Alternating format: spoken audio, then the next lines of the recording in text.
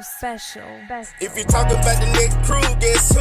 Yes, sir. Drek, Tay, and Big J. Yes, you. Next up, represent for Dega Nation Line. What the best watch do? The podcast go nationwide. I gon' bless you. They locked in. Let's break down the best ballers in the county. Name your top 10, top 25. DJ breaking down all these stats with facts who fine. If you thought that you was new, but them not facts, not that you lied. They're talking about nothing but the GOATs in this conversation. If you wasn't the greatest on 18, then in this conversation, giving out honorable mentions all around Dega Nation and giving out flowers and doing some real debating.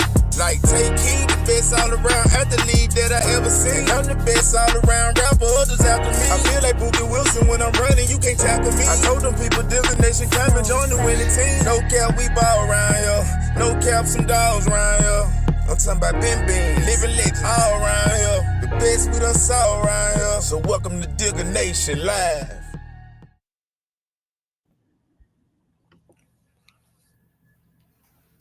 Y'all, welcome, y'all, to Dega Nation Live. I'm the co-host, BJ Webb. Y'all, listen to me. When I say we got something major going on tonight, look, I can't even hide it on my face. I ain't lie. I'm trying to be calm right now, but it's big, y'all. This is big what we got going on tonight, man. So we trying to make history and really give these people deserve all the flowers they finna get for the next 3 weeks. We're going to touch on that, though. We're going to touch on that, y'all. My guy, my sidekick, my right hand, Tay Keith, is out of pocket tonight, man. It's actually his son's birthday, man. So he got to handle that, man. He'll be back with us next week. So I'm holding down tonight. I got my guy, my producer, Drek, holding down in the background, y'all. I'm excited right now. We got some heavy hitters coming on tonight as well. But first, thank you for everybody tuning in, y'all. Do me a favor. If you're watching this right now, I need y'all to like, I need y'all to share this. I need y'all to share this live right now. Do me a favor, like and share this. Now, just a quick recap from last week. Y'all, Coach Jones, Silicaca's head basketball coach, came on and set it on fire, y'all. I didn't know Coach Jones was like that, y'all. Coach Jones went in. Every question we asked, y'all, he gave it to us raw and uncut. Man, I love Coach Jones for that, y'all. He set the whole county on fire last week. Shout out to Coach Jones, y'all, for Silicaca, first-year head coach, taking those Aggies all the way to their red mount state run-up basketball, right? So that was last week's show. Shout out to that, man. Still riding hard for that. But this week's show, y'all, this is the first of a 3-part series, Anniston, Oxford, Calhoun County rivalry, y'all. This is the first. These are the experts. I got some experts coming on to give their viewpoint of this amazing rivalry that honestly got cut short. Hate it did, but it got cut short. So I got three guys coming on, right? And I'm finna intro. I'm gonna jump right into it. I'm gonna give it to you, right? So this first guy we got coming up, y'all, Dexter Tolbert, right? Y'all might know him as Dex Preps, right? Been helping prospects, y'all, with exposure since 2013, right? He's known for doing this, right? You see him on Facebook, you see him on IG. This is what he does.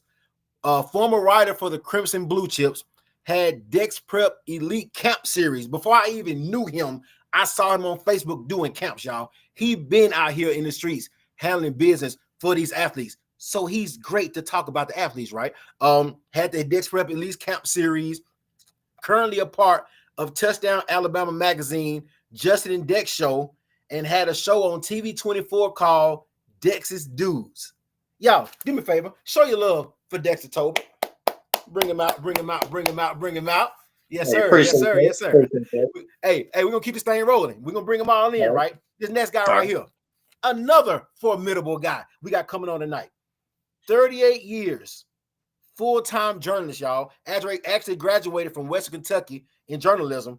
10 years at Bowling Green doing the Daily News. 26 years at the Anniston Star. Y'all, that's important, right? So he is more than qualified to talk about everybody we've been talking about tonight. 26 years at the Anniston Star. 2 years as editor at East Alabama Sports Today. He's actually the editor of that right now. He did an article on my track team last year, believe it or not. I don't know if you remember that, but he did. And he covered Auburn for the first 12 years at the Anniston Star. Y'all, show your love for Joe Medley. Bring him out. Okay. And rounding out the trio, right? We got Jon Holder, y'all, producer and host of high school football's Alabama After the Game show, very, very popular show statewide, right? Was the first host of AHSAA weekly TV program. Was also the host of the Pigskin Roundup high school football show for 16 years, right? Serves on the board of directors and vice president of the Calhoun County Sports Hall of Fame. Y'all, he vote who get on the Hall of Fame. So you think he ain't qualified for this? Definitely is. He's recognized statewide as one of the foremost observers in high school football statewide, not just Calhoun County, statewide. He's also been invited to be a guest speaker in high school football at the Alabama High School Athletic Association Media Day and at the Calhoun County High School Media Day. Y'all do me a favor, show your love for Jon Holder, y'all. Bring him out, bring him out, bring him out. Yes, sir. Well, I'm excited about this one. I'm excited about this one, right? So, guys, before we get started, we always open up with a prayer. We always open up with a prayer. So, I'm gonna say a quick prayer, and then we're gonna jump right into it, right? All right. Once again, we thank you for blessing us to see another day. Well, just thank you for letting us be able to put this show on. People don't know the hard work that goes on behind the scenes. So just thank you for letting everything come together. Thank you for letting these guys come on to give themselves and give their time, be willing just to come on and be the experts and share their knowledge. Pray that we may continue to just give great content and give people the flowers that they deserve. In Christ's name, pray, amen. Amen. All right, y'all. Man, I'm trying to see where I'm gonna get started. Well, I got some. I got like a little icebreaker. I got an icebreaker for y'all, right? It's a segment. Right. It's a segment we do. It's called Facts or Cap, right? So it's by three questions. There's gonna be not controversial, but it's an argument either or. If you agree with it, you're gonna say facts. If you disagree, it's cap. But if it's cap, you got to tell me why you disagree with the topic, right? It's about 3 or 4 good topics that y'all are more than worthy to answer, right? So let's kick off. Let's kick off facts and caps.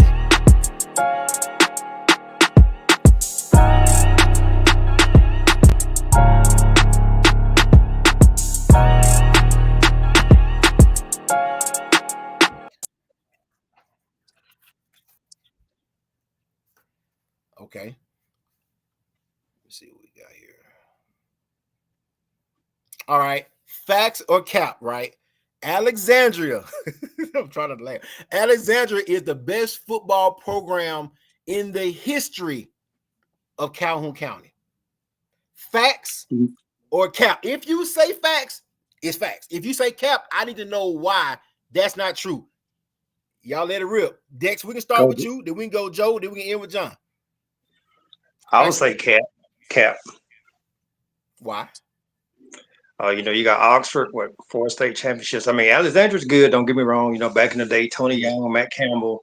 I actually played against Tony Young and watched Matt Campbell play. So I just think Oxford's, overall history in Calhoun County, to me, is considered, the top 2 in the county. So it would be capped for me for that reason. Okay. Joe, what you got? Is there something between facts and caps? I tend to view Alexandria, Anniston, and Oxford, and really Piedmont. If you want to look at modern day, especially, I kind of consider them a big 4, and they I think they all kind of deserve their flowers. Yeah, good answer. John, what you got? I'm going to say cap too. I'm going to agree with both things that both Dex and Joe said. I especially like what Joe said about there kind of being the top 4. I think there's a level of Piedmont, Alexandria, and Anniston, Oxford. Those are the schools that have won multiple state championships. And then when you start talking about total wins and things like that, I think those 4. It would be hard to differentiate. There are some things. There's some stats you could point to that says Alexandria is the best. It would be hard to argue with. There would be some things that would say Oxford is the best. Some areas, which we'll get into, like talent, NFL talent, things like that, where you would say Anniston would be the best. And then, Piedmont, as far as state championships overall, you would have to go with the Bulldogs. I think they all 4 bring something to the table, but it would be hard to say to me, and I'm not copping out of this, but I would say that it'd be hard to say, but amongst those 4, who's the very, very best. depending on what the criteria was you were using there. To me, that's my answer too. My answer is Cap, not to disrespect Alexandria, because I thought about Piedmont and I know they had a dynasty. You know what I'm saying? So I say Cap for that simple reason. It was so many great teams and so many great teams. I gotta say Cap because it's too close. So that's the first one. I think we got three. I think we got three good ones. Oh, before we go to this next one, y'all, chat, can y'all do me a favor? If you're in the chat right now, could you please share this live to your page right now? Could you share this live to your page if you're in the chat right now? All right, let's go to the next one. Let's let the next one roll out. Okay, I'm gonna go first. I'm gonna let y'all. I should have answered mine first last time. The Anniston Oxford football game should come back. Make it an annual tradition. Ooh. I'm gonna say facts. I think it should come back. That is my opinion. No, experts. Talk to me. Facts. I'm going to go facts. In fact, I'm on record as calling for that during my years at the Anniston Star. So I'd like to see it again. It'd be amazing. That would be amazing. Yeah, and I'm going to say fact and take it a step further and say it never should have went away in the first place. We're going to get into that, though. We're going to get into that. Yeah. We are. We're going to get into that. I agree. Finding out the information that I found out, yeah, I agree. So that was the easy one. Everybody want to see that game. We want to see that game. We do. Okay. What we got next? Ooh, Jack Hayes of Piedmont is the best high school quarterback to come through the state of Alabama. Facts? Cap. Let me go first. I'm gonna get out the way. Ooh, shoot. Okay. Got it. Accolades wise, I gotta say facts. I know it's a layered question. I know it's loaded. It's facts or cap. Accolades wise, I'm saying facts. Facts. I kind of agree because his stats, the accolades are like tremendous. But if for me, for the recruiting, what I do, I would say I know. Cap a little bit. I mean, but not trying to and Jack's a good kid, comes from a great program. But from what I do, from a collegiate standpoint, I would have to say Cap on that because it's just quarterbacks in the state that had higher ceilings, higher floors. So, but from a stat accolades, it's nobody better. So it's kind of hard to answer that question. So, but for what I would do, I would say Cap. Okay. I'm going to say facts, and here's why. I go back to his senior year when there was a debate about whether or not he should be Mr. Football or whether or not Mr. Football is essentially a 6A, 7A award. And I remember that year Thompson had a quarterback who was an 8th grader who had the same physical dimensions, about the same height, about the same weight, and I felt like the player that Jack Hayes was that year, you could have put him in that Thompson on that roster, and he would have done, I think, as good or better. So I'm going to go facts. Great answer. You and I talked about this Sunday, and I think the terminology here that I like to use is there's a difference to me in best and greatest. Greatest goes back to the accolades and what he did as far as his stats and things like that on the field. So greatest, yes. Best, I would say no, because best really gets to the athleticism, great athlete, a talent level. And you got a guy named Steve Christopher who played at Anniston, who I think most everybody would say was the best because of the talent level. So best, probably not, but greatest, certainly so. I would also go, again, a step further, and I would say, and I think both Dex and Joe would agree with this, the biggest travesty in this state was Jack Hayes not being Mr. Football. I agree. Yeah. And it sent the signal that if you're not, to me, it sent the signal that if you're not a big time like SEC prospect, something like that, a big college player that's going to go on to the SEC and the NFL, that you're not ever going to have a chance. Because if we were ever going to have a guy, I mean, I don't know what more Jack Hayes could do. What more can Jack Hayes do?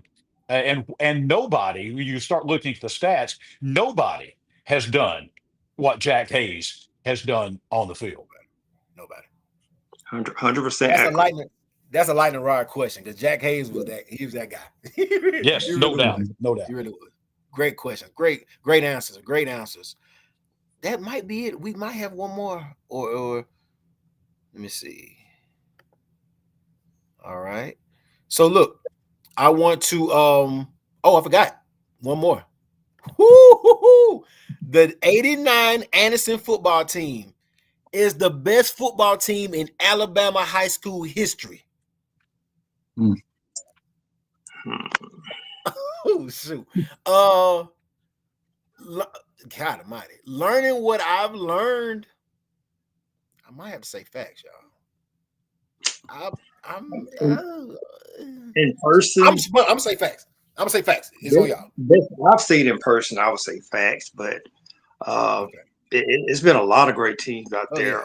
Yes. The team with what's his name? Lectron Williams played on Viger. Now that was a team as well. So you got to remember all the Hazelwood teams is too with the Good brothers. So, but as far as in person, they probably the best team that I've seen in person. I can't say in history, but in history.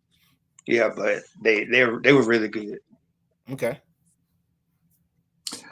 I'm gonna. Look. That team was before my time here, so I never did get a chance to see them play. But I just think it's really hard to say. Who was the best team ever, and gosh, some of the Thompson teams we've seen on the field recently, and then some. There's so many teams in history you could point to as possibly that team. I think Anniston was one of the most talented teams, and based on everything that I've heard about that team. Good answer. But I'm just because it's really hard to quantify that, I'm going to have to say Cap. Okay, good answer. Yeah, I'm going to have to say Cap as well as far as the best team in the state. But you talked about a lightning rod. Here's the lightning rod, though. They are unequivocally the best high school football team in Calhoun County history. Period. Yeah. Period. This is not a discussion. Not a discussion. Not a discussion.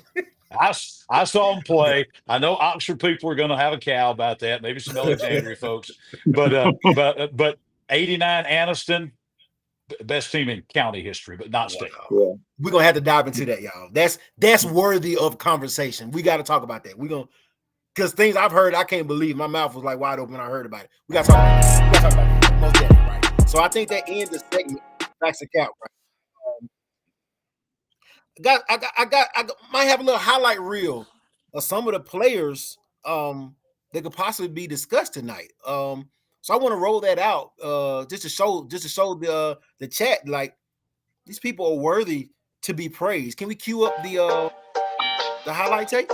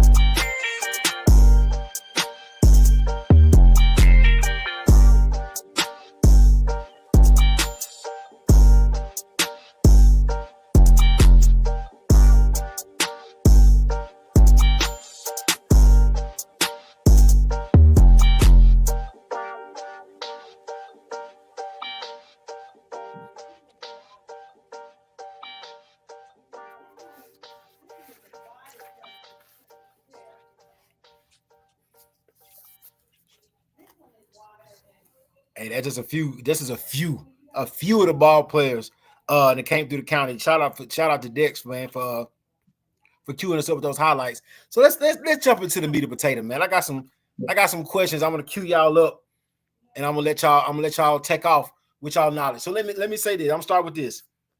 What's the first thing that comes to your mind when I say Anniston versus Oxford football? It's on y'all. Y'all round table. It's on y'all. You go first, Joe. Oh yeah. Well, obviously the two historically, they had the longest longevity in the county among the programs that have been around the longest, and probably had the most talent over time. Those two programs did. And do. All right, you can go, John. You go ahead and go, John. Well, I would say intensity, but I would say high level intensity, because as Joe pointed out, not only high level of athletes most years, but for many, many years until just very recent history, these were by far the two largest schools in Calhoun County, playing at the highest levels, playing at the 5A, 6A levels. And then, you look at, again, the talent, the large schools, you look at the enrollment of all that, high level coaching as well, not only talent, but high level coaching. You start looking at that coaching list, which we'll get into a little bit later on both sides. People like Barry Halliday, Bill Farrell, Rodney Bivens on the Oxford side of things. I mean, listen, you got folks like Jack Grizzard and Bill Burgess and Robert Herring and Josh Niblett and John Gross and Keith Etheridge and on up to Sam Adams. And I'm leaving folks out, but I think it's not only the intensity. You have a lot of small schools that have intensity, the old Clay Bowl, for instance, and the Hazelwood Cortland, for instance. But when you start looking at big schools, at big school rivals, high level of talent, coaching, resources, enrollment, those kind of things, that's the thing I think that kind of sets the Anniston Oxford rivalry, set it aside is because of the high level. Yeah, I agree with Jim, because when I think Anniston Oxford, to me is the talent, man. The talent that they've had come to those schools is like crazy amount of talent. And it's crazy because I actually played against some of those guys. I was a little older than some of those guys, so I got to see them develop from like 10th graders until they graduated. So for me, like John said, they when I was back in the day, they was the two biggest schools in the county. So I guess for me, it's just seeing the talent that's come through and producing college coaches, from Oxford, Bill Burgess to Jack State, John Cross to Jack State. I know we're going to talk about that a little later, but even with Coach Bivens. So I think for me, when I think about a rivalry, I think about how everybody knows each other. So that's what makes it such a big rivalry. Some of the kids play elementary school to ball together. So I think that's what I think about when I think of Anniston to Oxford. Good answers. So I got a question, like, because both say Oxford say they dominate the rivalry, Anniston say they dominate the rivalry. Who is really dominate the rivalry, or has anybody dominated the rivalry, and who's leading the series? Because I know they haven't played, of course, since like 06 or 07, something like that. But who was dominating this rivalry? I think you have to look at it in two segments. Okay, so they first played in 1920, and Oxford won the first game. But then Oxford lost the next 31 in a row.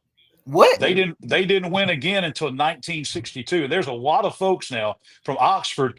They will tell you that win at Anniston in September of 1962 was one of the biggest things at the time, not just to Oxford football or Oxford High School, that happened to Oxford, period, because they finally, I mean, this is, you're going 42 years, 31 losses in a row to your next door neighbor. That is tough. But as we see in rivalries like that, the script kind of flipped, because after 1962, when they played, then Oxford actually led from 62 till they quit playing in 2006, 25-18-1. So Oxford actually led, I guess you would say, in the modern day era. Overall, Anniston leads it 47-27-4.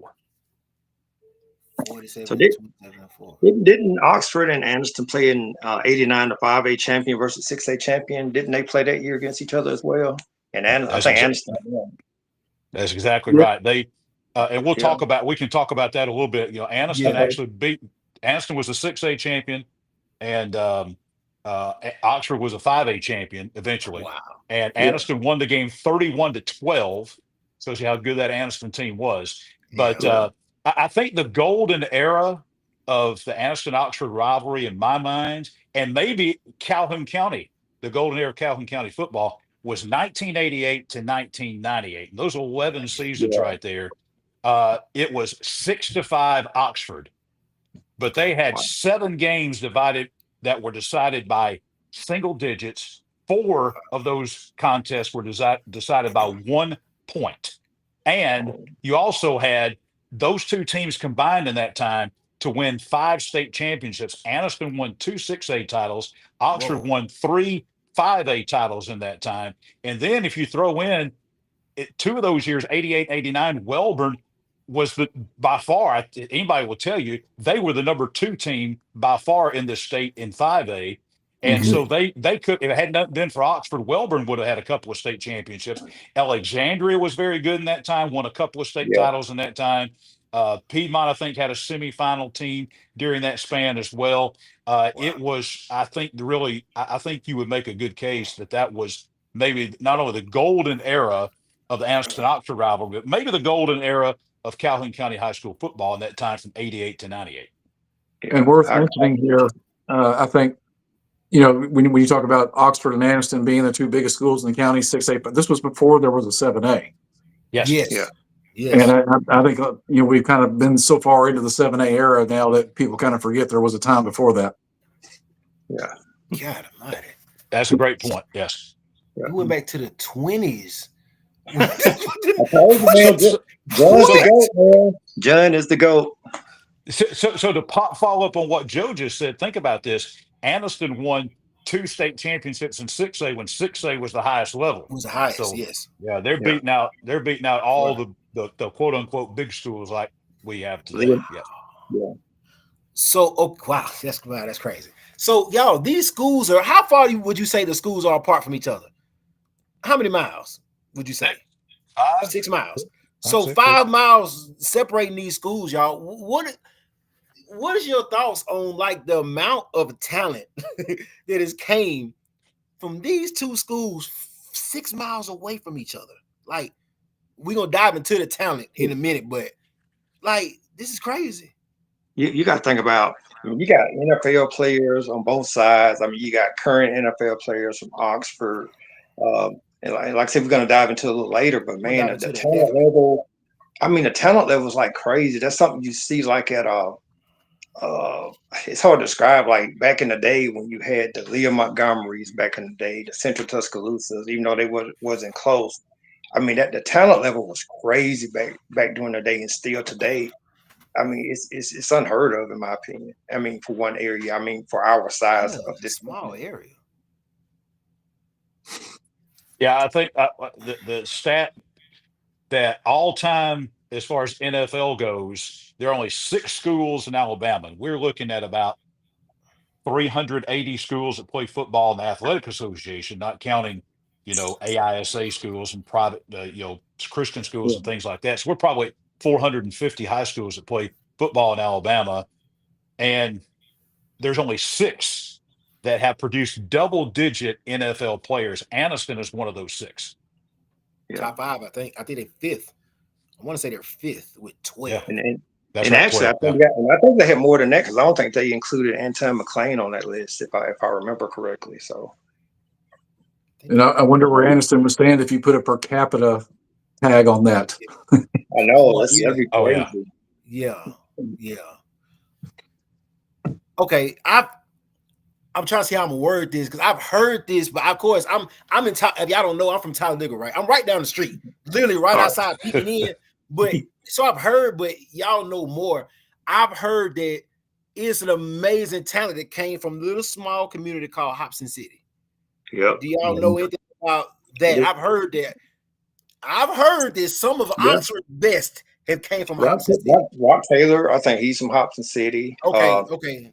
I'm not sure about Wendell Kelly, where he's from, but I mean Hobson City, man, it's just like that's what I said. Like a lot of the kids from Anniston and Oxford knew each other because they was all like in that small community, Hobson City, South Anniston, those areas. So that's what I said. It's just amazing how much talent. Like if they just live like 2 or 3 miles closer, a lot of Oxford kids went to Anniston and vice versa. So we could be talking something different. Like Anniston could have had 30 NFL players, or Oxford could have had 25 NFL players, just depending on where everybody lives. So, but yeah, Hobson City, man. I think Kendall McCollum from Oxford. He's from Hobson City. So, because I remember we did a commitment video for him when he committed to LSU. So we shot down in Hobson City. So it's a lot of talent. I'm sure I'm missing some kids, but those just are the kids that I know personally that are actually from Hobson City.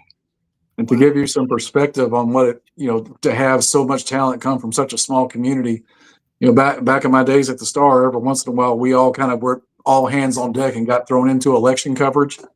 And one year, as a sports writer there, I got thrown into election coverage for the Hobson City mayor's race, and 212 people voted. So that small a community, that much talent, that's pretty amazing. Yeah, it's crazy, man. It's just like, and it's athletes that, even before then, I know there's not discussion, but from back in the days of Cobb, it was just talent has always been in Anniston and Hobson City area. So. Wow.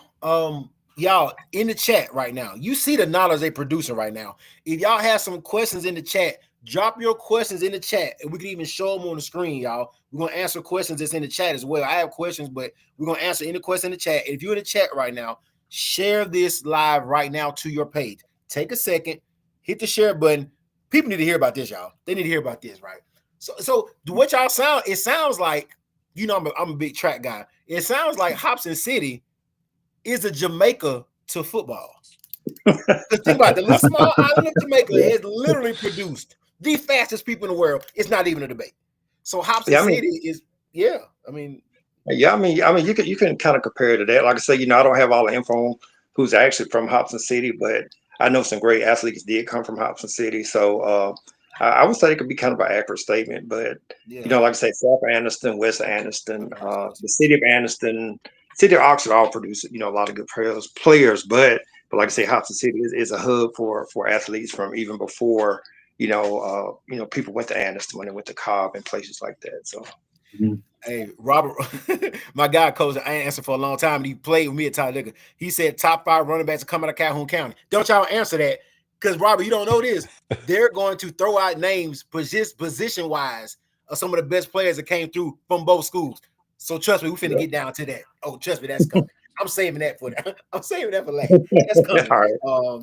Let's dive into, y'all. This so we talked about it in Facts and Cap. Let's talk about this 89 team from Anniston. Let's shed some light, shine some light on some of the players and systems they did. Like, let's talk about this team. All right, you can start, John, if you want to. Well, let's think about this. In that 89 game between the 5A champion Oxford and the 6A champion Anniston, both those starting quarterbacks signed full scholarships to play football for the University of Alabama. Now let's think about that. Let's think about 2 quarterbacks from 5 miles apart, arch rival schools, starting quarterbacks that both signed to play football for Gene Stallings, Alabama. Bill Curry, technically at the time, Curry left at the end of 89, 90. Stallings came in, so I guess Stallings technically signed him. But that is, regardless of the fact that they didn't pan out at Alabama as far as being starting quarterbacks and things like that, just the fact that you had 2 of the 3 quarterbacks that Alabama signed in that class were from Anniston, Oxford, the other guy being Jay Barker from Hewitt Trussville.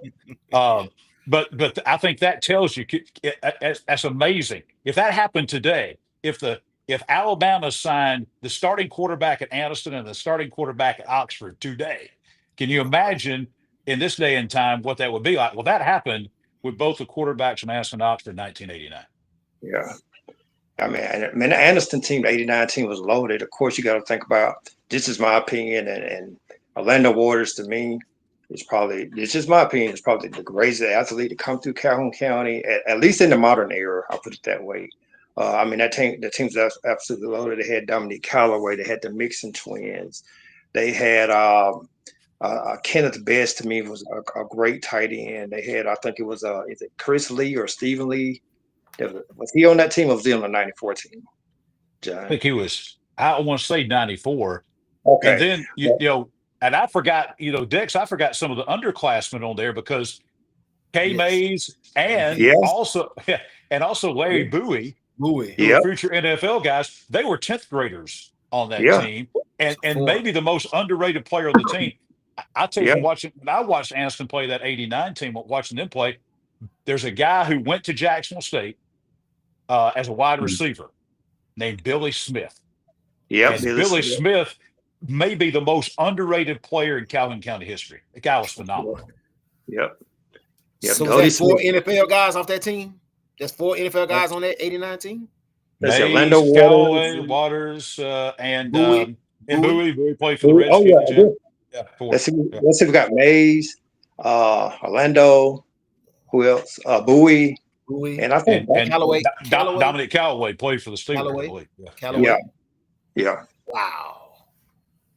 Whoa. And that's not all the players, that went to college. Like, you even had Tracy Pilot, who recently just passed away. He played on the '89 team as well. He played at Jacksonville State. Yeah. Tracy Pilot. Yeah, he was pretty good. And then he's very good player. Go ahead.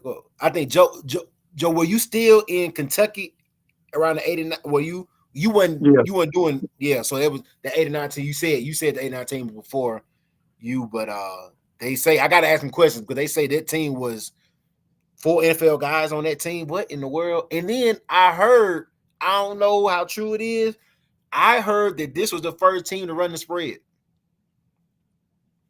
I don't know about the first team, but I will tell you this for a fact. In 1989, at least in East Alabama, I'd say pretty much in the state of Alabama, not very many teams were running the spread. I saw Anniston play their semifinal game against Jess Lanier up at White Mosby, cold night, and watching them warm up. My dad was a high school coach for 30 years, and they got put out. He was coaching at Litchfield over in Gadsden at that time. They got put out in the quarters that year. So the semis, we came to watch that game. And watching them warm up, you had Steve Christopher, the quarterback, number 1. And then you had Dominic Callaway 2, Orlando Waters 3, Billy Smith 4, no back in the backfield. And watching them warm up, I was amazed. My dad was amazed. He had never, everybody then ran wishbone, veer, eye, power eye, all those kind of things. And wing T. A lot of people ran wing T back then. Virtually no one ran the spread. This is true. This is going to tell you a true story that most folks may not know. A couple of years ago, when Orlando Waters and Steve Christopher went into the Calhoun County Sports Hall of Fame, Barry Halliday, their coach, who coached that Anniston '89 team, he kind of, the offense, he was kind of the guru who kind of created that offense that Anniston ran in '89. At the end of the '89 season, he got a phone call from a guy named Steve Spurrier. Spurrier at that time had been the head coach at Duke and was going to Florida to be the head coach. And he said, hey, I'm hearing, I'm not going to do a Steve Spurrier impression probably or something, that kind of stuff. But you can just hear Spurrier saying, hey, coach, I understand that you're running kind of a unique offense down there at Anniston. Can you send me some stuff on that? So Barry Halliday told me out in the hallway down at the Oxford Civic Center that I sent him tapes, I sent him playbooks, things like that. And he says that the vast majority of what became the fun and gun offense in the '90s at Florida was the Anniston offense of 1989. Wow. So I didn't even know that. Where did they get that from? Where did Anniston get it from? Barry Halliday, as far as I can tell. There may be some Anniston folks chime in on that, but Barry Halliday kind of created that. He was an innovative guy. Of course, you have to have the guys to run it. There's a lot of people that run spread that don't need to be running spread, but because they don't have the horses to do it. But Anniston had the guys that could do it. And, Anniston could throw that ball all over the place, and they had the receivers and the quarterback to do it. Spurrier got wind of it, and that became a lot of the fun and gun at Florida in the 90s. Oh, wow. Yeah, you got to have some guys on the perimeter that can make plays after they catch those passes, and you just look at the guys that were all state from Anniston that year. I would imagine Steve Christopher had some guys to pitch that ball to. Orlando, yes, big time. I got an Oxford question that popped up in my head. I'm going to ask, but I see a question in the chat. Where does the 94 Anniston team rank? Because they won the championship.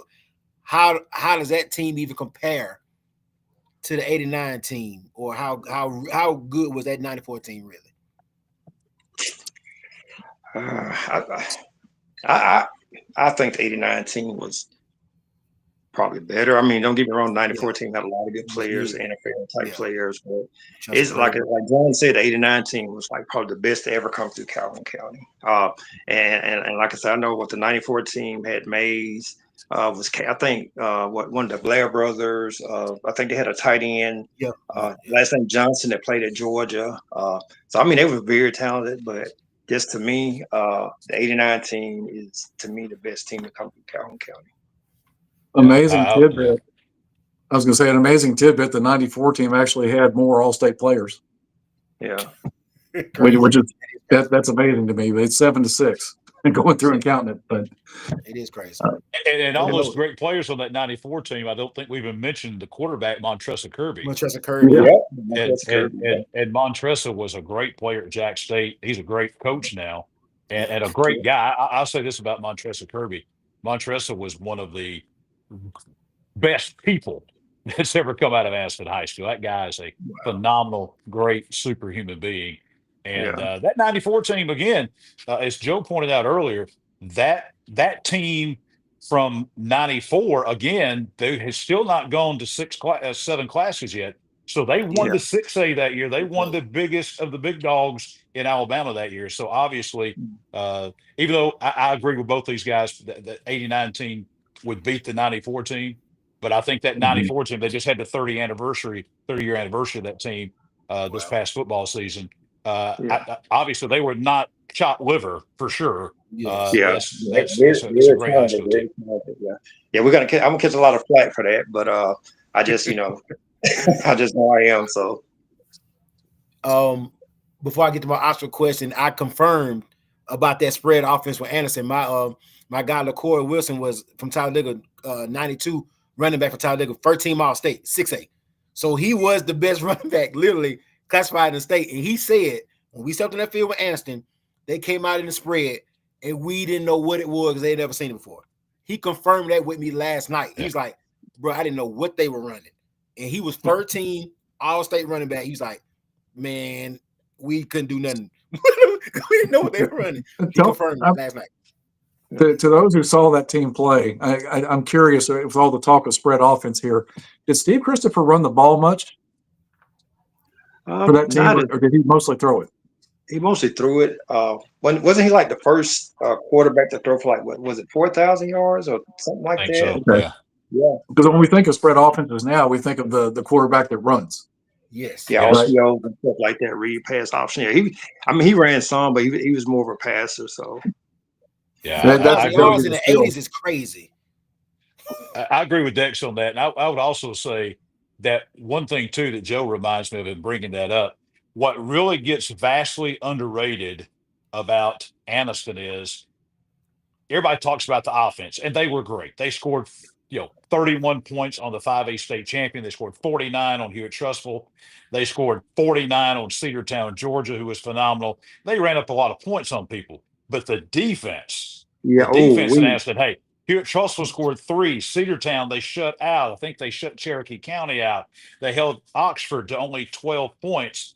The defense in Anniston, probably the fastest, quickest defense that's ever been seen in this county. They were not very big. They were not very big at all. Talk about the Mixon twins at linebacker and things like that. It was not a big. When you saw Jess Lanier came in 1989, that semifinal game with a offensive line that averaged like 325 pounds, which was unheard of. That's But they crazy. couldn't block. But they couldn't block Anniston because Anniston had so much speed on defense that they were unblockable. Anniston's defense was phenomenal, and I think that kind of gets lost when you start looking at the stats. It gets lost how good Anniston's defense was that year. And the defensive coordinator was the guy that became the head coach for the '94 team. Yes. Yeah. Rodney Bivens. Yes. Yeah, Bivens, he's- not a bad coach at all. Not a bad coach at all. Hey, Yeah, he's still coaching, man. I think he's still at Miles College, so he's Miles. coaching. He's still coaching. He's gonna be on the show next week. I reached out to him. Okay, He's coming cool. on, he's coming on next week. So y'all laying the foundation. Trust me, y'all laying the foundation right now. Let's switch the balance of power a little bit. We've been giving Anderson crazy love. You know, we gotta talk about the Yellow Jackets, man, because they ain't gonna. I never hear the end of it. So Oxford has won the state championship several times, right? Yeah. Which Oxford championship team do you think is the best? 2019. Which one you think? I think 2019. You say 19. Why? Why 19? Well, first of all, that was a 6A state championship. The other ones were 5A. Okay. Of course, that when Oxford won their 5As, that was before there was a 7A. But that team, that just again that was a very talented team, top to bottom, and a great coach. And I just think, when you think of all the ones that went on to play in college, either shortly thereafter or a couple of years down the road, I feel like that was probably the best Oxford team. Yeah, I definitely is the most talented of the teams that played. Like I said, I got to watch the '89 team play, so I'm not gonna say they was the least talented, but they were really good. But I have to agree with Joe. I would say the '19 team had the most talented team of the ones that I've watched play. So John, before you answer, how many years? What years did Oxford actually win it? What all years they won it? 89, 88, 89, back to back. 93, 19. I would actually say, and this is again giving a lot of credit to Anniston, but I would say that 89 Oxford team that lost to Anniston was probably the best team. There was, because they dominated everybody except for Welborn. They pretty much dominated everybody in 5A that year. They beat Smith Station back to back years in the championship game. The 93 team, some things had to fall their way. I remember the semifinal game. I was working sidelines for a radio station in Gadsden. We were the Etowah station, and I was and Etowah was the favorite. Etowah, to be honest with you, probably should have won that game. Oxford, to their credit, won it, and then of course, the 19 game. There were some crazy plays had to happen at the end of the game for Oxford to win that game against Spanish Fort.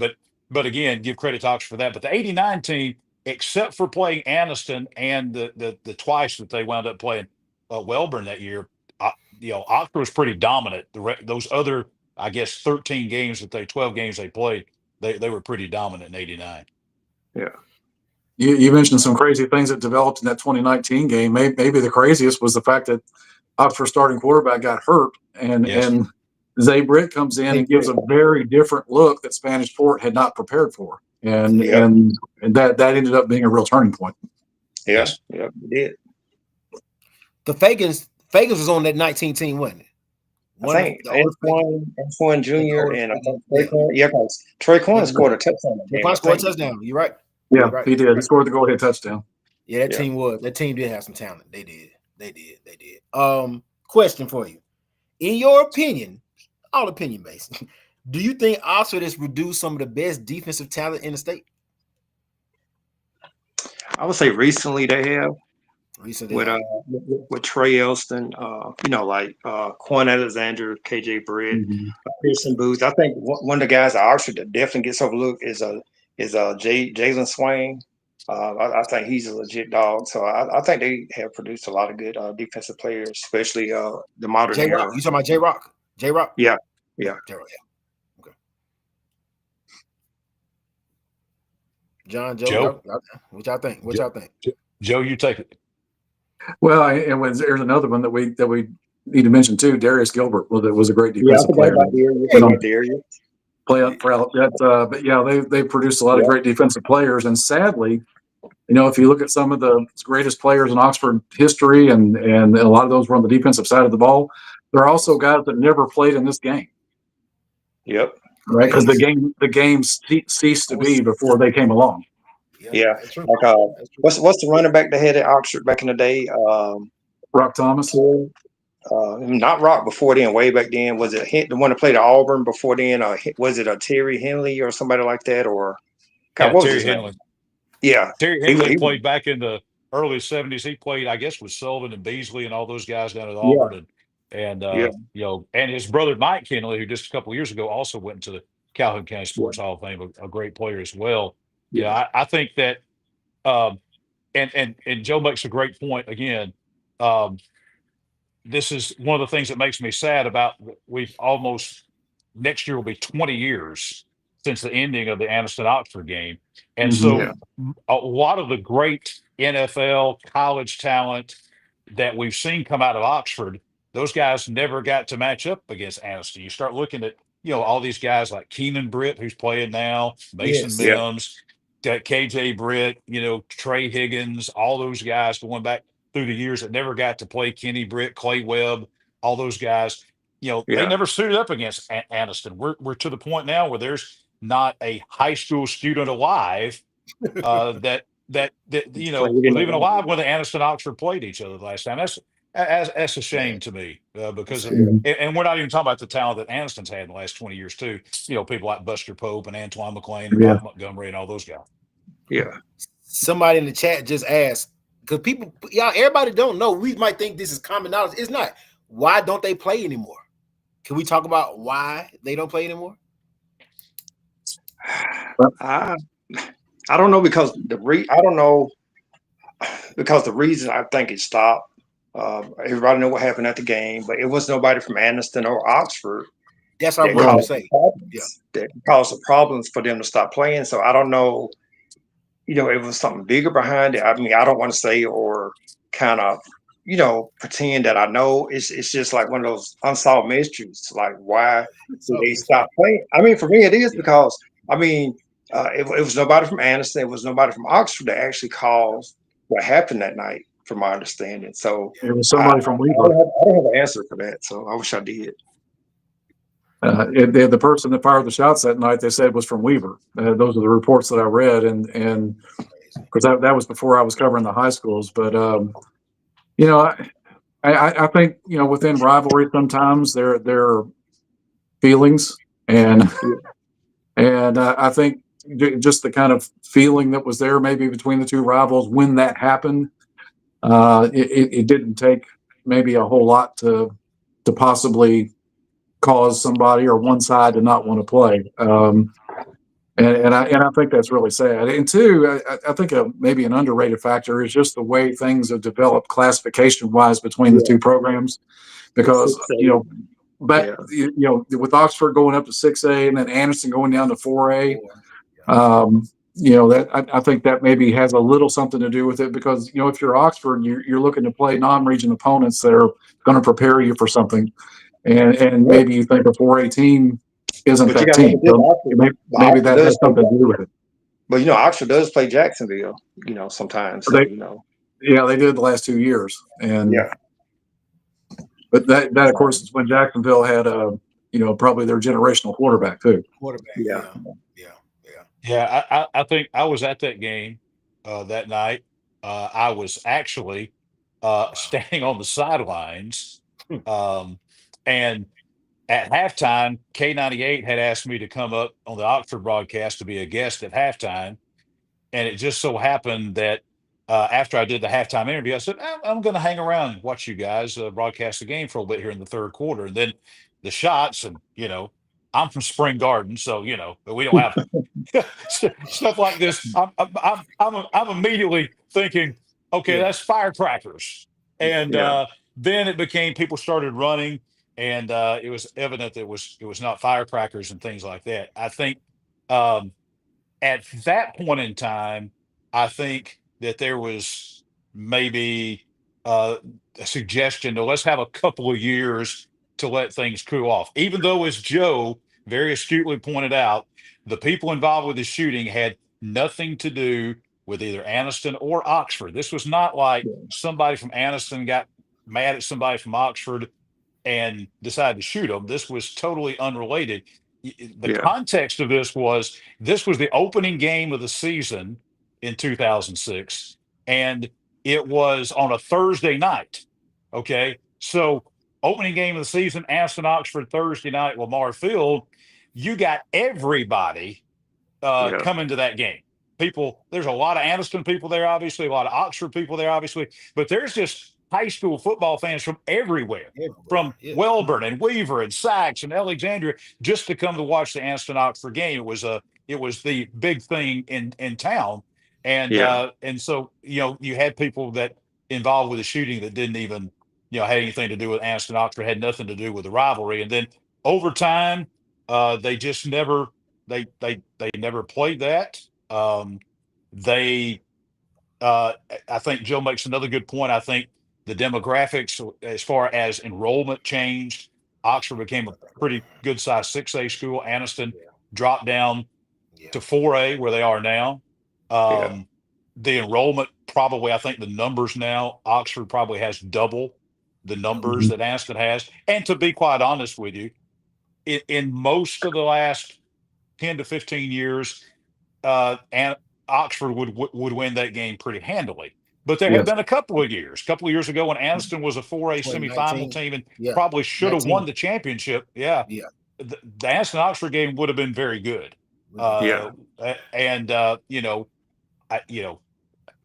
As far as playing a small school, you have to also remember, not only has in that span of time since then has Oxford played Jacksonville, but they also played Munford. They also played Lincoln, I think, during that time, and maybe even Talladega, I think, in that time over the last 20 years. So I wish that we could, and I will not tell who the coach was, but there was a former head football coach at Oxford who a few years ago, when he was the head coach there, asked me, he said, "John, what do we got to do to bring the Anniston Oxford game back?" And I said, "You tell me. You're the coach at Oxford. You tell me what we got to do to bring it back." I'm all for it. I think everybody's for it. I really wish what we would do, I wish that we would have maybe play a fall jamboree game between Anniston. So it doesn't count. So if Anniston upsets Oxford, Oxford doesn't have to say, "Oh, we got beat by a little 4A school." So you throw that out the window. And if there's a safety concern, then, I think, why not play the game on a neutral site? Play the game at Jack State. Jack State. I guarantee you there would be easily 10 to 15,000 people at that game. They would make a lot of money. And I'll say one other thing about that, too. I really think that I just think that we're missing something here. We're missing rivalries. I think, in my mind, that's the solution. Let's try it out, and maybe play a jamboree game, fall jamboree game that doesn't count. Let's play that, because and I want to say this too. I that's the only high school football game I've been to in my life where there was a shooting that took place. Okay, but I have never felt unsafe at all going back to Lamar Field to an Oxford football game. And I have never felt unsafe going to Watt Mosby Memorial Stadium. I go, Joe goes, Dex goes. We go to these stadiums multiple times in a year. I've never felt unsafe at Watt Mosby. The people at Anniston are gracious, wonderful people, welcoming, feel very safe. Same way at Lamar Field. I feel wonderful, safe, welcoming people down at Oxford. And so let's I'm advocating right now. Let's try out a fall jamboree between Anniston and Oxford and see what happens. This is getting into something that really grinds my gears. And when you go around the county and you hear some of the urban legends that are spoken about people at Anniston, I always feel tempted to ask the question, do you really know anybody there? Because like John said, I've been going there all 26, 28 years that I've worked in this market to interview people, to cover games. I've never had an uncomfortable moment at Anniston. I've never had a moment where I felt anything other than the presence of good people. Yes, and absolutely. And what's outside the stadium is that's outside the stadium. And there are a lot of things that are not necessarily endemic to Anniston High School that might have something to do with that. And we're starting to get into sociology and things like that now. But it really, I really have a hard time when I hear the attitudes that are voiced when people think they're in comfortable company. Yeah, I agree. I agree 1,000%. Yeah, that's good stuff right there, y'all. Let's have a little fun, man. Let's put y'all knowledge on display. So let me set the stage right quick. It's funny, a lot of the names you just named, you named Antoine McLean, you named Buster, Tremaine Pope, all of them coming on the show next week, y'all. JJ Pruitt, they on the show next week. So what I'm gonna have them do, I'm gonna have each side, Anderson, Oxford, build their offensive roster by position, y'all. And so what y'all experts are going to do is y'all are going to throw some names out there. We're going to let these names float around all week. And they're going to choose from a lot of the names y'all have, but they might have somebody else. I doubt it that they want to add, but I'm going to go from Anderson, Oxford, quarterback to running back to receiver to O-lineman. Y'all throw some names out there of some of the best that have came through the school, and we're going to let it float around. So I'm going to put y'all knowledge on display. Quarterback from Anniston, I need some names. Who are some of the best quarterbacks, from your personal opinion, that came through Anniston, y'all? Give it to us. Obvious. Steve Crystal, Montrezl Purdy. Write it down. Is it John David Lee? John David Phillips. Yeah, another quarterback at Alabama. Yeah, who actually started at Alabama. Yeah, and whose son is playing basketball for Tennessee right now. Yeah. Yep. Wow. So those three, hands down, Steve, Montrezl, John David, no question, no argument. We all in agreement. Yeah, I would think so. Yeah. Okay, let's shift it over to these Yellow Jackets. Give me some quarterbacks. Jason Jack. Yeah. Jason Jack. Maybe what's the quarterback? Riggins. Is it? Which one is it? Well, Trey Higgins and Mason Mims. A dark horse would be Chauncey Teague. A lot of people don't talk about him. He was a good athlete. I don't know if y'all remember Chauncey Teague. Chauncey Teague was the quarterback on that 93 team, state championship team. Oh, tragically lost his life in an automobile accident in Tuscaloosa. Now we're talking about quarterbacks that could run the football. Chauncey Teague, blazing speed. Chauncey Teague, probably one of the fastest football players in this county's history.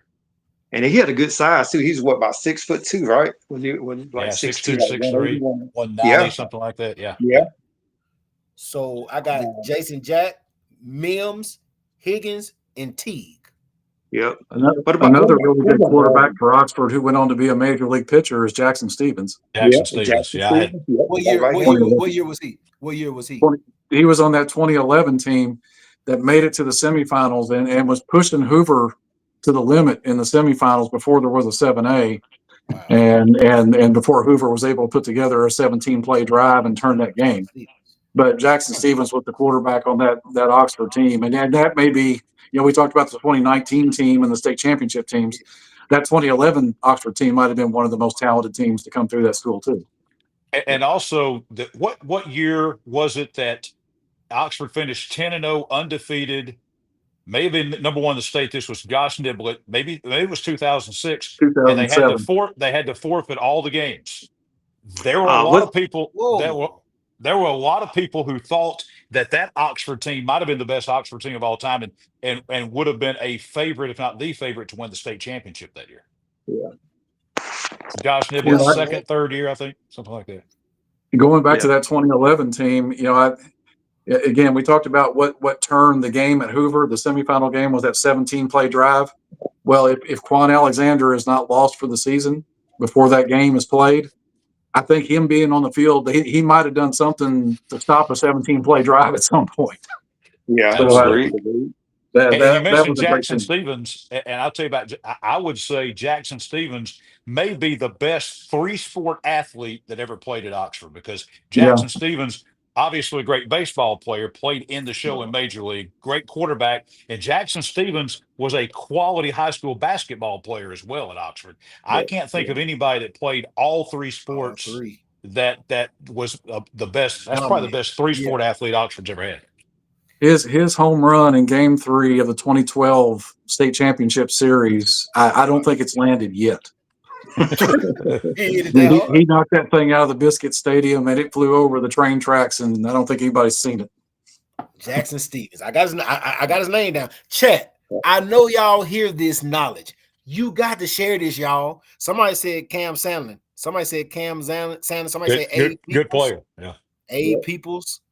Okay. Let's keep it going. Running back position. Anniston. I'm going old school. I can't remember his first name. The Mars guy that played it. Didn't he play at Notre Dame? Yeah. Was it Mars? What year? It's been 70s. Yep. They had Andrea Franklin that played at Nebraska. Was it? Did he play Nebraska in the NFL? Well, Miami Dolphins too. Andre Franklin. Yeah. Miami Dolphins. Yeah. Then you got, of course, Larry Bowie. You got y'all go name some. I'm gonna name y'all. Go name some. I can name all of them. Y'all can go ahead. Buster Pope. Yeah. Pope. Cassinius Moore. Moore was. I think Cassinius Moore. I don't know why he's gotten lost in all this, but Cassinius. Why is he lost? Was as good of a running back that has ever played in this county, and he went to Auburn. Really, I thought Cassinius Moore was as right there with anybody in this county's history. In my opinion, he was a 98 All-American. He was a 1998 All-American. He had a knee injury between his senior year and his first year at Auburn, and he still played a couple of years at Auburn, but I wonder how much that affected what he became after high school. Yeah, nobody talks about him, y'all.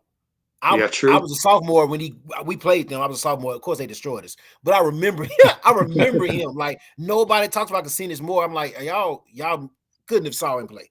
I did live. And guess what? Fun fact: Cassinius and Pope is supposed to be on the show next week too. Yeah. Okay. That's two good ones. Yeah. Yeah. We said Larry Bowie. So we got like Morris, Franklin, we got Pope, Moore, and Larry Bowie. Okay. Joe, I don't think Joe gave any. Or did you? I don't know if he gave any. No, Pope was the one I mentioned. You said Pope. Yeah. And I was obviously chimed in on Cassinius Moore. I covered him back in the day. Gotcha. Yeah. I think you got to mention him. Like, I don't care what nobody say. You got to mention him. Mm-hmm. Hey, Oxford running backs. Who we got? I'll let y'all go first since I went first last time. We got. They got to begin with Rock Thomas. Yeah, Rock Thomas. Two times I saw him elude maybe 9 defenders on one play and score. Pell City game. That play was I think that play was on ESPN like forever, man. That was like one of the best runs I ever seen. I mean, it was just like he was playing Madden 10 times better than you would play Madden on that one play. So, okay, then you got the Oxford class, JJ Pruitt. Okay, JJ Pruitt, got it. Okay. There was a guy on one of those state championship teams at Oxford, a small guy, small, fast, compact, that was very good, named Paul West. Paul West. Paul was a great high school football player. And I like the Henley guy that played at Auburn. What was his name again, John? Terry Henley. Yeah. Henley. And I'm gonna throw a dark horse in there. Somebody I really like. Another small back, Titus from that's my guy. I believe he's the second all-time leading rusher in Oxford history behind Rock. I'm pretty sure he is. Titus. Have y'all heard a guy named Corey Kelly? Corey Kelly. Yeah. I've heard this name come up the last week. Like, Corey Kelly was that guy. This what I'm hearing. Like, we got to talk about Corey Kelly. I'm like, okay. That's when Mike Justice was Oxford's coach, and he rode that guy. He rode that guy a lot. Corey Kelly was a real deal. Okay. Reggie Jenkins was an Alabama All-Star in 1997. Yeah, I remember that name, that team. Yep, I remember that name. Okay. So I got him down. Let's move it to the receiver position. Anderson, receivers. Who you got? Okay, for me, Orlando Waters. A lot of people probably gonna put this kid on this player on defense, but Orlando Waters, because he showed out at receiver. Okay. Then y'all can go ahead. I can name everybody, but y'all can go ahead. Okay. Damon Dorsey, obviously, he transferred from Welborn, and he was a quarterback at Welborn, played receiver at Anniston, and went on to play for the University of Louisville. Yeah. I'd put all three of those guys from the '89 team: Orlando Waters, Dominic Callaway, Billy Smith, and Tracy Pilot. You know, guys, as we're sitting here and we're only the skill position. We ain't got to linemen and things like that yet. You know what we're talking about here? We're talking about if we put this kind of team together, this would be one heck of a college. I'm talking a heck of a Division I college football team. A top flight college. You take all these guys together in their prime. We could go. This is an SEC football team that we'd be putting together right here. Yeah, I'm gonna go old school on one guy. I think Speedy Brown. First thing, is it Freddie Brown? Yep, Speedy Brown. Wow. 1974 or 78. I can't remember. Okay, I got them down. Oscar Yellow Jacket. Oh, go ahead, Joe. Go ahead, Joe. I was going to say to kind of build on John's point in this whole discussion. I mean, we could do like an all 1989 team, and then do another all Oxford Anniston team. Yeah, it's crazy. It's crazy. Oscar Yellow Jacket receiving core. Who we got? Of course, Rock Taylor. Okay. Trey Elston. So Trey did play a lot of receiver. He's a DB in college. I think he played some receiver in high school. He did. Yep. Currently on the roster, Jalen Taylor is getting some work. He's a monster. Yeah, Cody Sperling. I think Cody Sperling was pretty solid at Oxford back in the day. Yeah, Revy Higgins. Revy Higgins was wide receiver. Played some at Jack State. The problem with Oxford and wide receivers is they just didn't throw the ball very much.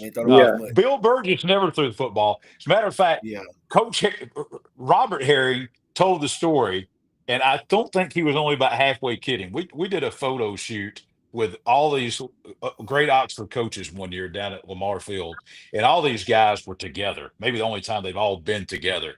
And Robert Herring, of course, replaced Bill Burgess when Coach Burgess went to Jack State. And he said, I remember my first game here at Oxford. He said the first play of the game after Bill Burgess had been there for 15 years, 20 years, something like that.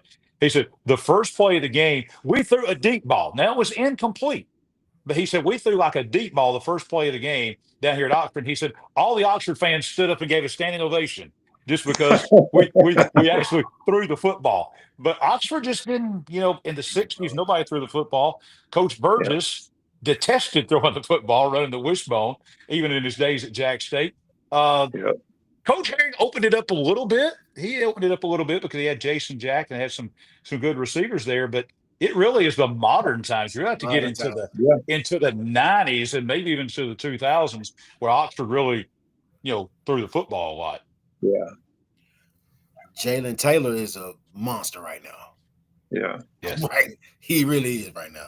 Okay, so I got Rock, I got Jalen Taylor, I got Higgins, I got Trey Elston. So okay. What about these big boys up front? What's the offensive line talking about from Anniston? Because somebody argued me down earlier from Oxford and said it's not even close. I ain't gonna say no names, but he told me Oxford's O-line by far is better than Anniston O-line. I said, you sure about that? I said, we're gonna see on the show tonight. Anniston offensive line, what about that? Well, I think either Joe or John mentioned Anton McLean earlier. Yes.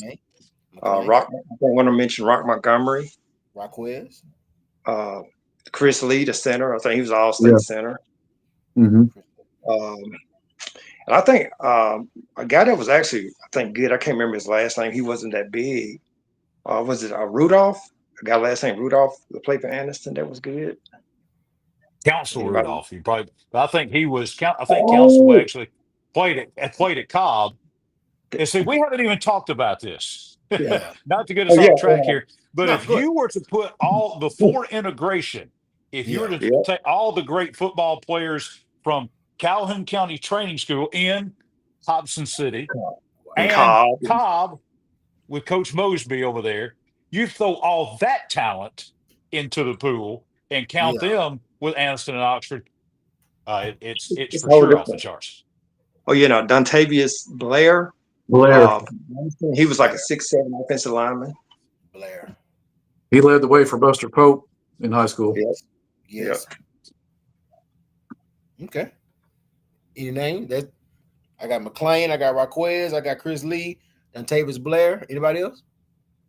I would say Jock, but I talked to Jock Smith. He said he was all state on defense. So I'm gonna put him on their defensive side. So. Okay. Jacques was one of the biggest guys that ever played at Anniston. I'll tell you that. That guy was massive. How big was he? Oh gosh, 350 maybe, 330, 350, something like that. Man, this guy was way over 300 pounds in the 80s. And those guys were very rare. But he was a great athlete. Played Jack State. Yeah. Okay. Oxford offensive line? Y'all can start. Either one of y'all. Got an All-American in Clay Webb. Start Yeah. there. Okay. Michael Flint. A lot of people forget about Michael Flint. Went to Auburn. Flint was a great player down there as well. Andre Allen. Allen. National championship team, Jack State. Here's a name people don't associate him with, but he was a 2-time first-team All-State player. Rick Burgess. Yep, I was gonna say Rick Burgess. Yep, Rick Burgess was. Everybody knows him from Rick and Bubba and all that, but Rick Burgess was a 2-time first-team All-State player. Yeah. What about Colin Cordell? Yeah, good player. Big, massive guy. Yeah. Somebody said he was huge. Somebody did say he was huge. Yeah, he's huge. You got, I think back in the day, a guy named Mark Marable. I remember him. Y'all remember Mark Marable or Marble? Yes. Okay. Now I would say this. Well, some good names y'all threw out there. I didn't prep y'all for this, but just curious. If I ask you about defensive players, could you name some? Oh yeah. Yeah. I told you offensive players, and I got to thinking. I'm like, I would love for them to do the same thing defensively. So let's do it right quick. Well, y'all did it. Well, you got a guy that was, and you got a guy named. He passed away a few years ago. A guy named Ken Hutcherson. We start talking about some of the linebackers and defensive. Oh, I'm gonna go by position, John. I'm gonna go by position with it. Okay, go ahead. Yeah. I'm gonna let you get into it because we've been talking about offense so much. We gotta throw some love to your defensive players. So let's go. Let's go by position. Let's start with the big boys first. Let's go D-line. Anniston. Who we got? Jock Smith. Okay. You got the Blair brothers. Yeah. Montrico, kind of a defensive end type more, but he was a great player. Yep. K. Mays was an all-state defensive lineman in high school who played linebacker later. Who was that? Who's that? Kivusma Mays. K. Mays. K. Mays. He was an all-state defensive lineman in 1990. K. Mays. Yeah, and then you got Quentin Caver was a defensive end. So I think we can count him as a defensive lineman. Yeah, he was, and he still looks like he could play today. Yep. Man, he was an amazing guy at Arkansas. Now it's a kid. I'm gonna put a D line for Anniston. Just I think is a legit dog. That's kind of a modern creator, Roscoe Malloy. Roscoe. Yeah. Like 2 years ago. Yeah. Right? Yeah. Roscoe was tough. Somebody said Tyrone Goggins. Walt Goggins was my teammate at Miles College. He was my teammate at Miles College. He was a dog at Miles. Yeah, his son is good too. I met him at a camp, Walter. Yep, I forgot about Walter. That's my guy. Okay, so y'all named some good ones. Y'all named some real good ones. K. Mays and Caver and good gracious. So let's go to Oxford. D-line, Oxford. What about Stringer? One of the Stringer brothers really good to play at JSU? Was it Judge Stringer? Yeah, and then you had I also think another guy that people forget about a lot. He was a defensive lineman. I think he became a defensive end at Vanderbilt. Was Jared Morse? Yeah, he was fantastic. You want to talk about a guy with a motor? I don't know that there's been a player in this county that had a motor like Jared Morse did, and played a lot of great football at Vanderbilt. What year did he come out? Oh gosh, this would be early 2000s, somewhere along in there. I guess something like that. Jared Morse, spelled Morse.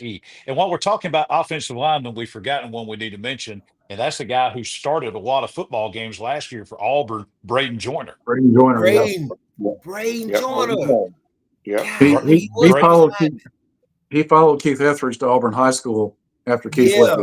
Yep. So he didn't. But Yeah. he moved like between his junior and senior year, but he played Yeah. all his junior high and sophomore and junior year In at Oxford. at Oxford, and he played a lot of football last year for Auburn.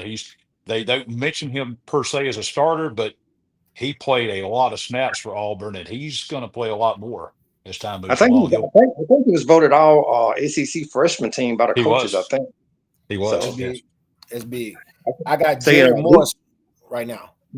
Okay, we got Wendell Kelly maybe for defensive end. Was he a defensive yeah. end? Wendell Kelly. Wendell Kelly was phenomenal. Yes. And I got to go with J. Rock Swain. I mean, he was one of the most underrated kids I've seen, just because he's like 5'11", 5'10". If he was 6'2", he'd have been in SEC. And he's one of those guys, Dex, that we talked about, like Anniston held that 89 team that were unblockable because they were so fast. J. Rock Swain, I really have never seen anybody block that guy. Not one-on-one. Because his first step is phenomenal. That guy is so fast, and he's deceptively strong too. He's compact. He's not 6'3", 6'4", but man, the guy's a great football player. He was like power cleaning like over 400 pounds in high school. That's what some NFL linemen are doing, defensive linemen are doing. He was doing that, I think, in high school. I'm not messing with J. Rock Swain. No way. Let's not forget Uric Jones too. Yeah, Uric Jones. Yeah, I forgot about him. Golly.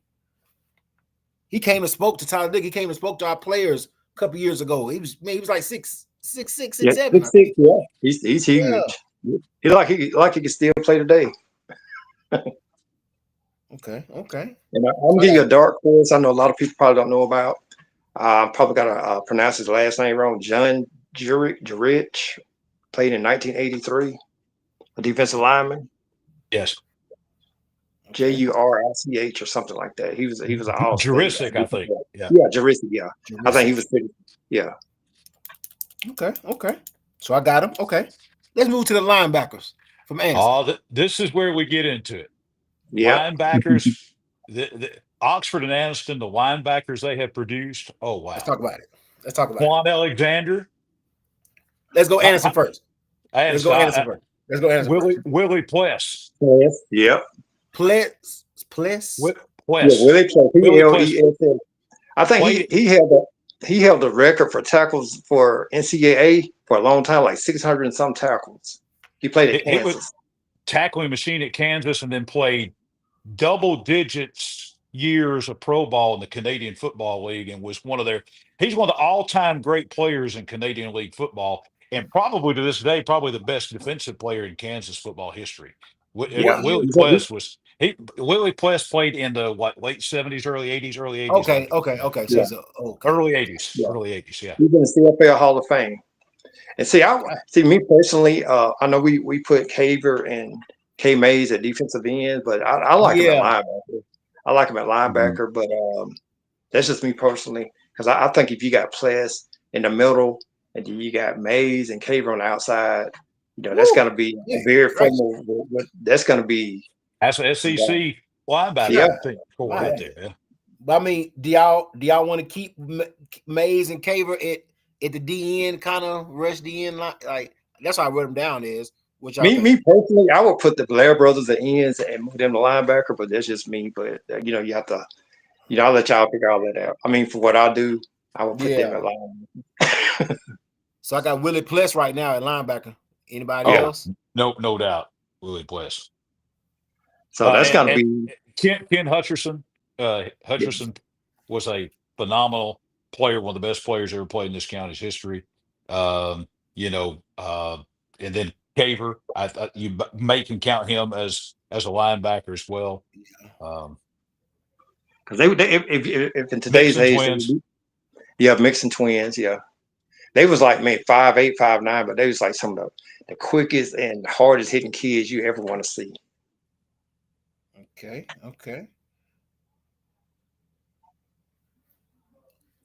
Anybody else, or should we go and move to Oxford linebackers? I know they got some. Oxford gonna be easy. Yeah, they got some savages.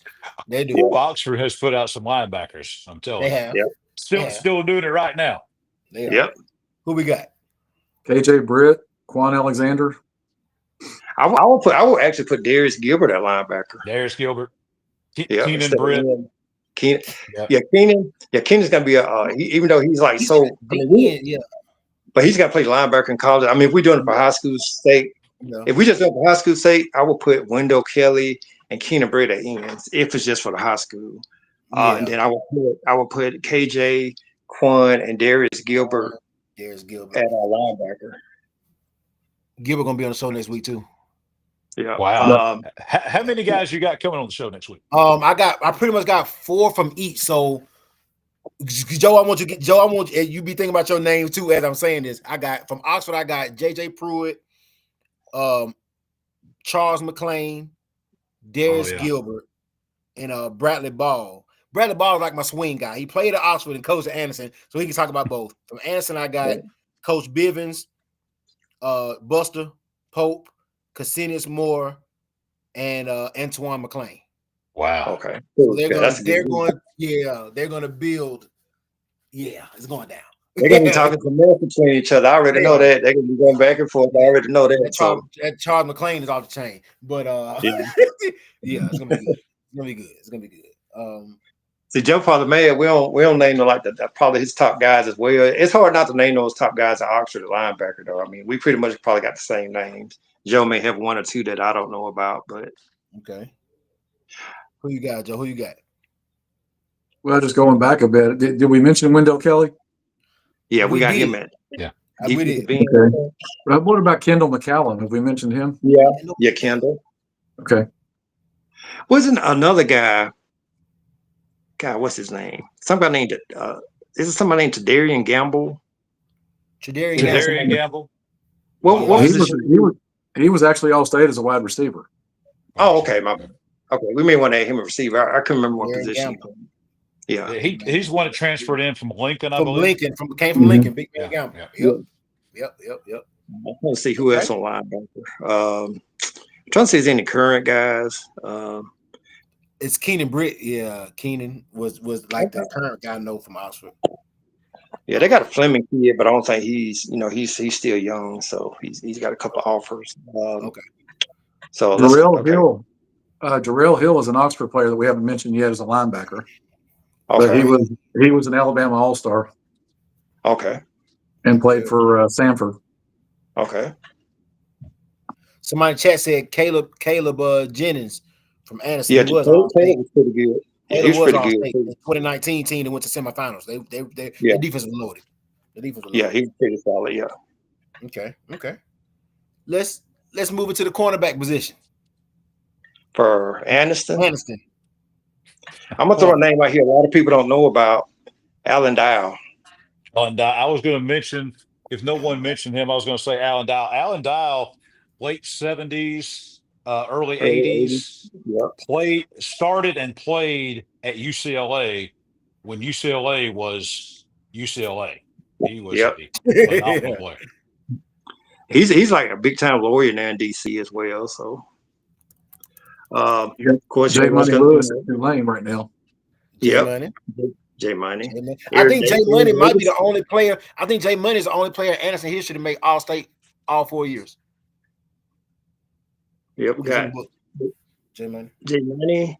We got Dominic Holloway. Was he a DB? Dominic Holloway? Yeah, Callaway. And there's a lot of people that think that Orlando Waters was a better defensive player than offensive player. Yeah, he was, because that's what he played in the NFL was DB. And I think I sent a video of him intercepting John Elway. So played in Arkansas. Yeah, Alabama and Auburn both misery when he was at Arkansas. Tennessee, really great play. Tennessee, Eric Davis. Tennessee. Eric Davis. You say Eric Davis? Yeah. Isn't Antonio Kite in his 3rd SEC school right now? I want to say he's at Ole Miss. Yeah, Ole Miss. Yeah. He was I think obviously you have to obviously at the top of the order there, you have to put Eric Davis. Eric Yeah. Davis. And really for Good what he question. accomplished, Eric Davis might be, the best player of Anniston Oxford, period, regardless of position. Might be. Accomplishments. Because when you look at all the years that he was an all-pro with the 49ers, I mean, I don't know if anybody has the stats that Eric Davis does. Wow. He was the first player taken in the second round too. So if I remember correctly. Somebody said J Money Daddy said that Callaway and J Money first cousins. Oh, okay, cool. Wow.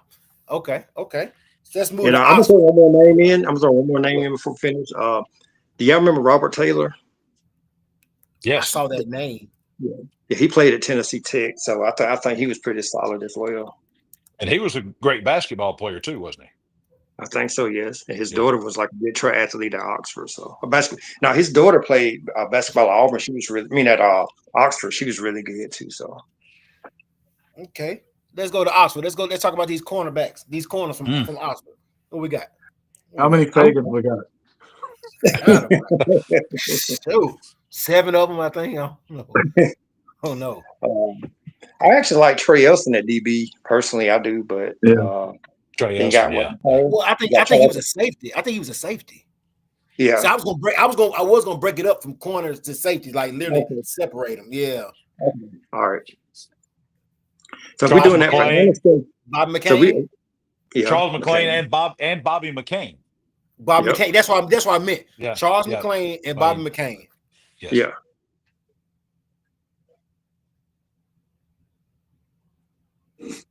Okay. Got it. So let's see who else. So did we get one of the Fagans? Oh, to which we gonna go Traquan? Yeah, I say Traquan. Traquan. Antoine before him. Antoine. Yeah, he's playing Auburn with new boy. Antoine Fagans. Okay. Delvin. Good gracious, boy.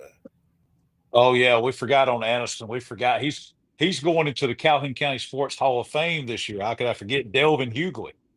Oh yeah. What position? Defensive back. Defensive back. He's more. Was he more of a corner?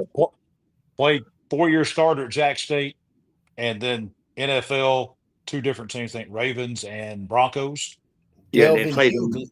Delvin Hughley. He's going to Calhoun County Sports Hall of Fame this year, as a matter of fact. Wow. Well, he definitely on the list. I got him. So I got Charles, I got Bobby McCain, I got Traquan, Antoine, Delvin. Okay. So and let me say this right now. Let me apologize in advance for all 4 of us, because we're kind of doing this off the top of our head. Yeah, we are not. We're going to leave out people. We are going to leave out people. It is not intentional, but there are so many great players from Anniston and Oxford. So many great. I mean, we've left, I know, all-state players out. We've left a lot of great football players out. You go back to the day of people like Tommy O'Brien. We're going way back. Tommy Rose, Mike Biddle, Gary Osteen, old school guys. Mitchell Knox, Mike Henley, Jimmy Pettis, Mike English, all from Oxford. So we're leaving out a lot of folks, and it's not. Don't get mad at us. It's not intentional. We're just overwhelmed with the great talent that Anniston and Oxford have produced. Yeah, it's hard, man. There's a lot of gray matter in this room. Yeah, it is. and defensive backs, Oxford, let's don't forget, and wide receiver, he played a little bit of both. Zay Britt, because as Joe pointed out, they don't win the state championship in 19 without Zay Britt. They don't. True. They don't. Yeah. Was he there 2 years? He came from Munford. He transferred from Munford. I think it was a 1 year, I think. Okay. Yeah. Okay. Let's go safety position, Anniston. I just kind of lumped all mine in there. No, you lumped them all in. I got you. I think Kite. Will Kite be a safety, you think? I think Dial was for sure a safety. Dial was for sure a safety. He played safety. Yeah. He played safety, Anniston, and corner. It was a mixture of both. Yeah. Jay Money actually did both too. Jay Money. Yeah, I think Jay Money more of a corner though. I think Jay Money would be more of a corner. He's got that speed. They run that 10.6, 10.700 meters. I said kite at safety maybe because we just lumped everybody in together. So y'all can kind of, when y'all have y'all discussion, y'all can just kind of, because we just lumped all the Anniston guys together because there was so many of them. So many of them. Like I still like Orlando on defense, but he was just I put Orlando for offense and defense. I put him down for both. Okay, all right. Yeah, he did. I know Eric Davis had the most success, but I guess from a pure athlete, people don't realize Orlando was good in baseball too. I mean, he was. I know y'all talked about Stevenson. Being he got the record in track for the long jump until Russell just broke it. He actually got broken by Malcolm Simmons last year. From Russell. Yeah, so he had that record from 1990 to 2024. So that is like crazy. 24-10. Wow. So I think to me he's one of the best athletes I've ever seen. And I actually played against him when he was a 10th grader. He was good then. So. Okay. Charles Goodson, the best safety hands down. He's I forgot about Goodson. Yeah, he's like 6'3". Yep, 6'3", about 190, 180. Yeah, I think so. Wasn't he about 6'3", John? Do you remember him? I don't remember him being quite that tall. He may have been. I thought he was 6'3". I don't know. Add some inches on it. Add a couple inches on it. I've been watching high school football for 50-something years. So I'm not sure if I can pull that. Hold on, exactly I gotta look him up. Hold on. I'm gonna look him up right quick. Hold on, y'all. I thinking big safety.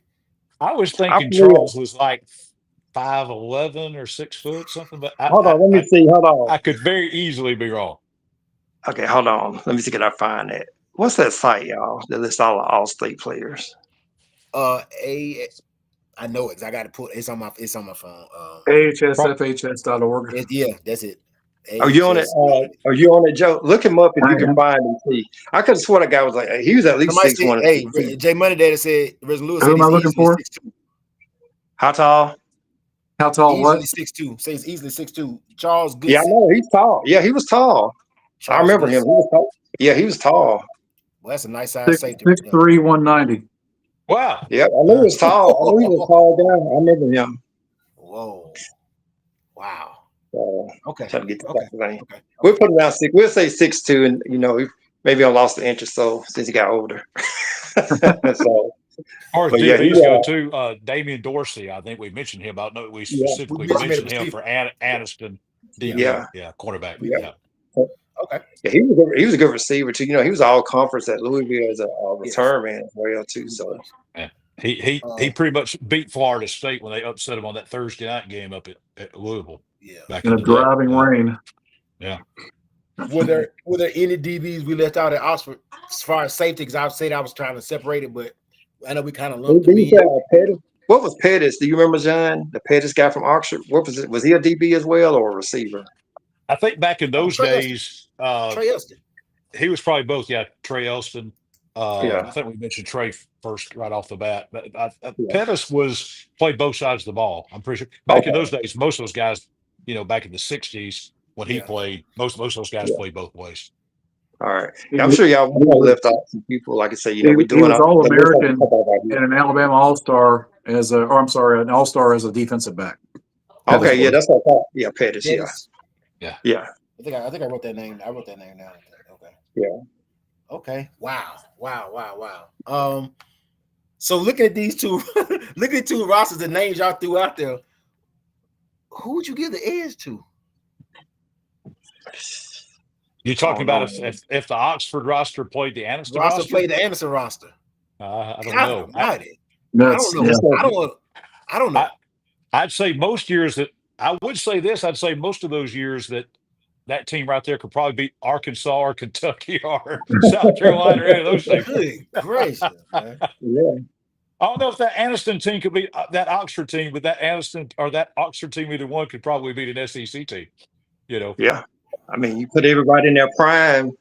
That would be like one heck of a. That would be like a Super Bowl of Calhoun County. Wow, guys, that's insane. Thank y'all for y'all knowledge. It's one segment we like to end on, and it's called "I Got 5 on It." It's called "I Got 5 on It." Yeah. It's a segment we like to end with. I got 5. All right.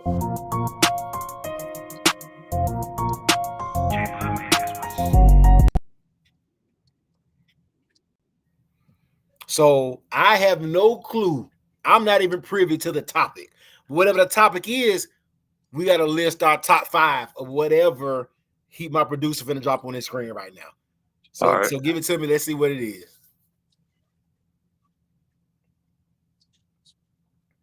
Top 5 NFL quarterbacks all time, any era. Y'all shoot y'all shot. Tom Brady. 1. Joe Montana. 2. Dan Marino. 3. I like Brent Favre. 4. Terry Bradshaw. 5. Joe, let it rip.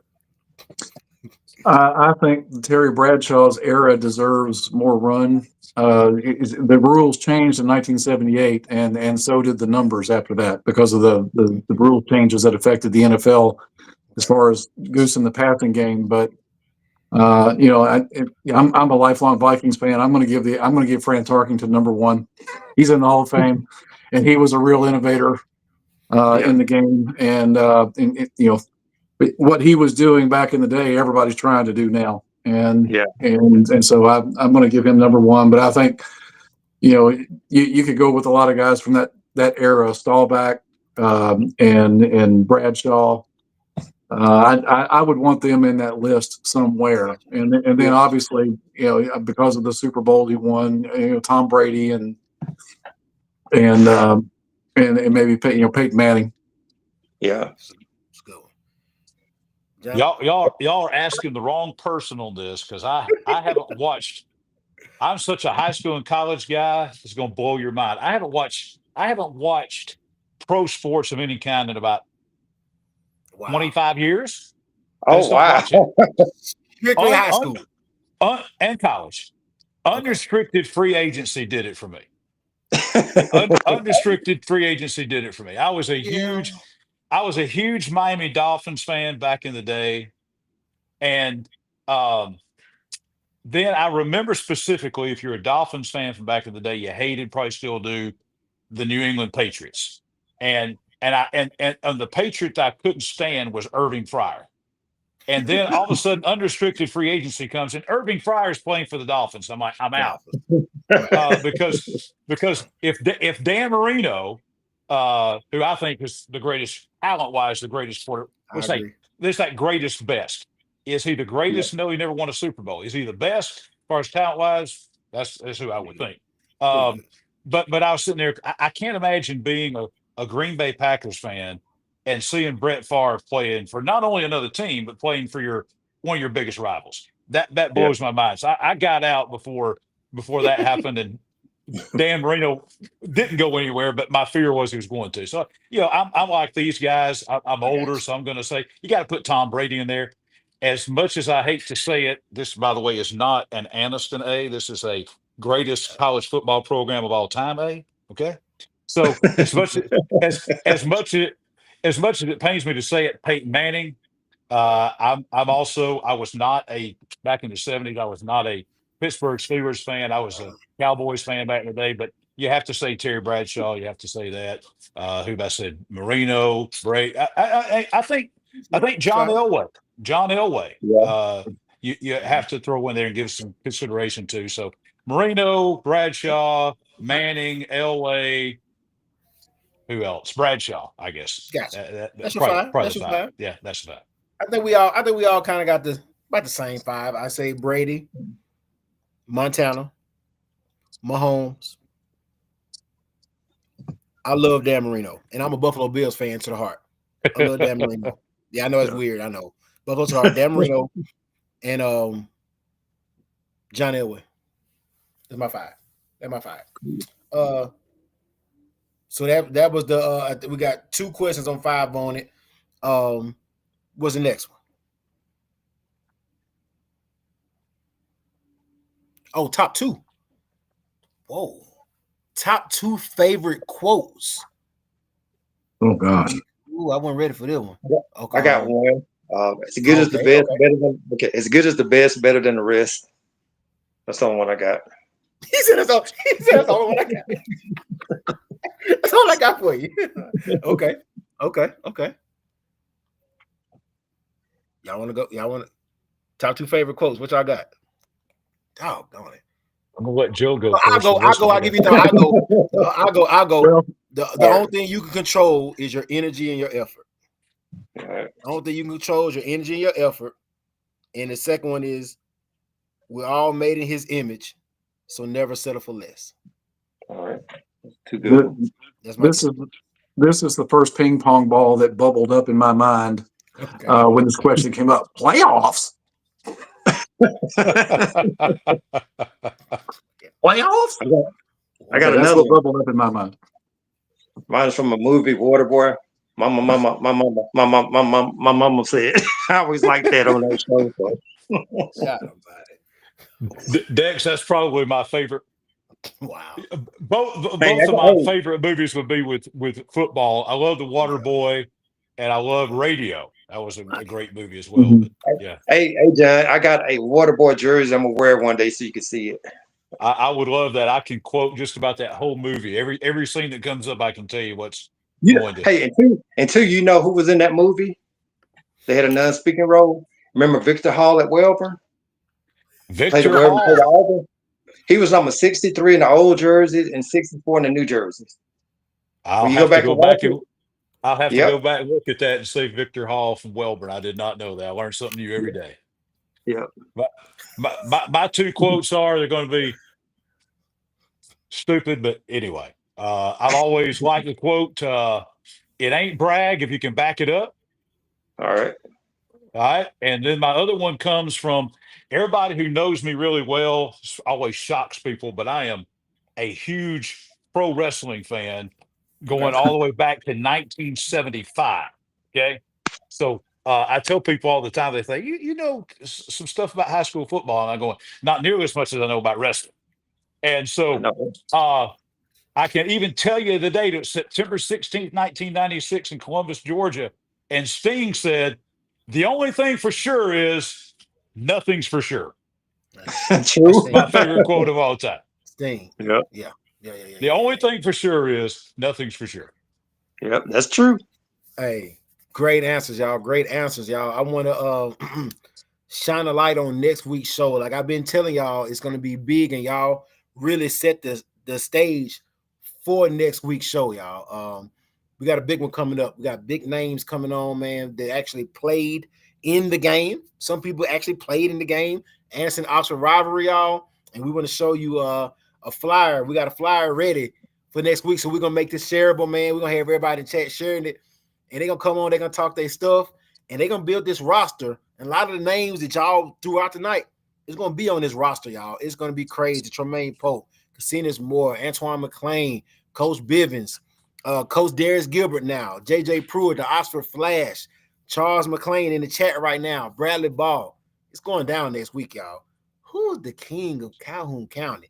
They just showed you, and I still don't know who it is. It's too many names. I still don't know. So this is actually a 3-part series. This is part 1.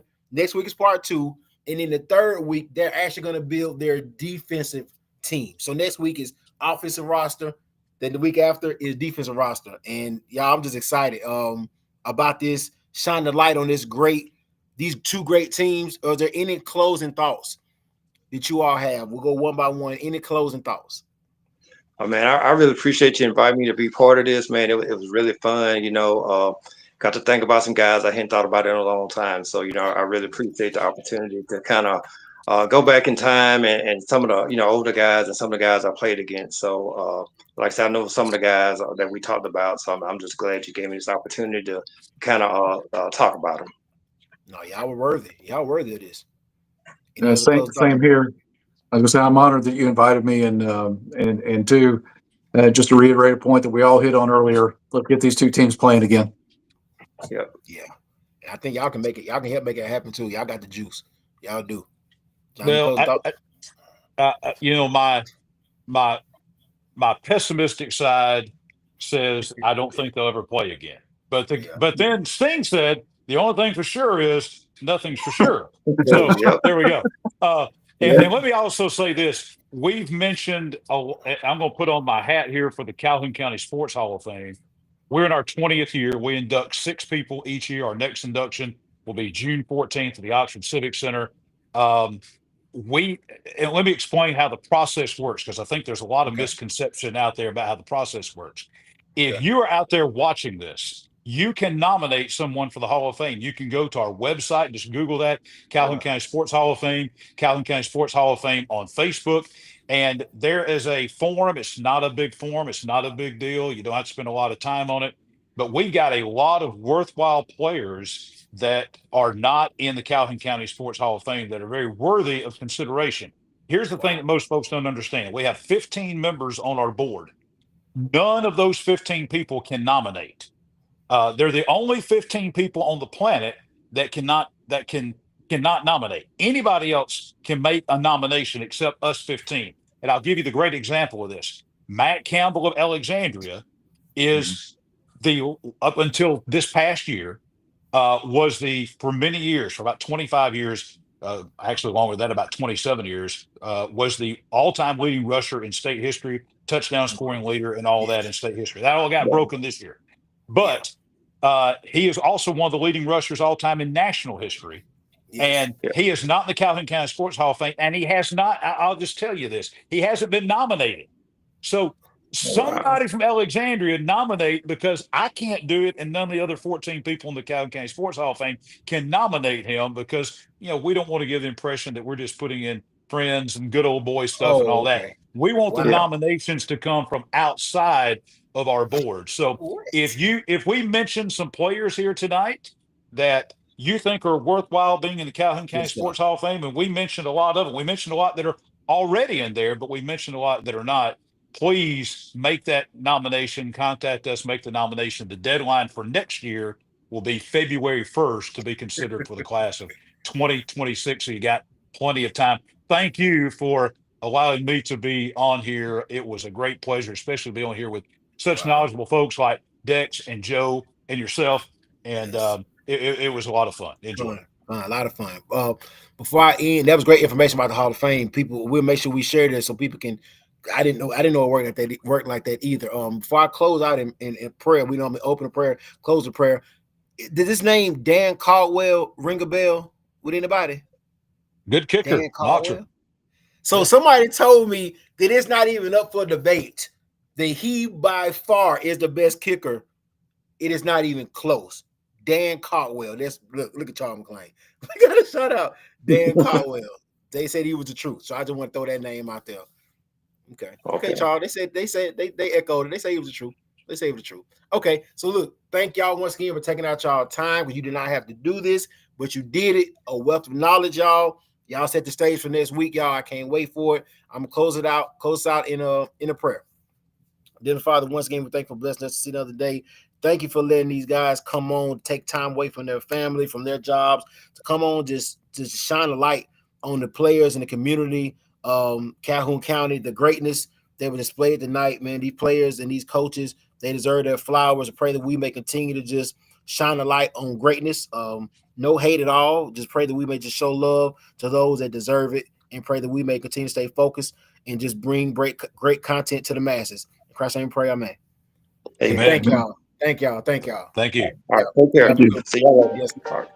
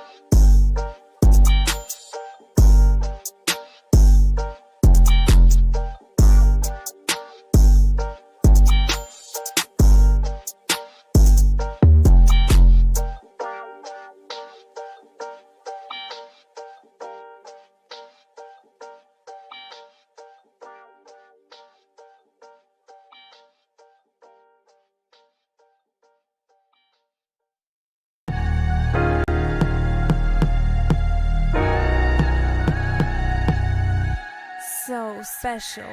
If you're talking about the next crew, guess who? Yes, sir. Drek, Tay, and Big J. Yes, you. Next up, represent for Dega Nation Line. What the best watch do? Podcast go nationwide. I gon' bless you. They locked in. Let's break down the best ballers in the county. Name your top 10, top 25. DJ breaking down all these stats with facts who fine. If you thought that you was new, but them not facts, not that you lied. They're talking about nothing but the GOATs in this conversation. Wasn't the greatest on 18, then in this conversation, giving out honorable mentions all around Dega Nation and giving out flowers and doing some real debating. Like take heed, the best all around athlete that I ever seen. I'm the best all around rapper, others after me. I feel like Boogie Wilson when I'm running, you can't tackle me. I told them people Dega Nation come and join the winning team. No cap, we ball around here. No cap, some dogs around here. I'm talking about Ben Bean, living legends all around here. The best we done saw around here. So welcome to Dega Nation Live.